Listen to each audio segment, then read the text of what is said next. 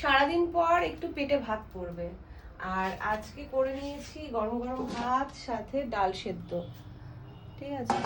আর এখন বানাচ্ছি ডিমের পোচ। এই হচ্ছে রাতের আজকে মেনু। তা আমার ঘুমে চোখ জুড়িয়ে আসছে, আজকে অনেক সকালে উঠেছি, তা সে কারণে আর ভালো লাগছে না, খুব টায়ার্ড। তা চলো বন্ধুরা, এখন ডিমের পোচগুলো বানাই, তারপর খেতে দেবো সবাইকে, আমি নিজেও খাবো। আর ঘরটা না ভীষণ ফাঁকা লাগছে। এই রাত্রিবেলাটা আমাকে কোনো দায়িত্বই নিতে হতো না, মাই সব করতো। তা আজকে মাকে ভীষণ মিস করছি। তা কি করব, মাকে যেতেই হতো, কারণ মাসি এসছে নিতে মাকে। তা সেই কারণে আবার শিবরাত্রিতে গিয়ে মায়ের সাথে দেখা হবে। তা ওখান থেকে যদিও আমার বাড়িতে আসবে, আমার বাড়িতে আর কদিন থাকবে, তারপরে ভাইয়ের কাছে চলে যাবে। তা চলো বানিয়ে ফেলি আগে। তা আজকের মতন গুড নাইট, শুভরাত্রি।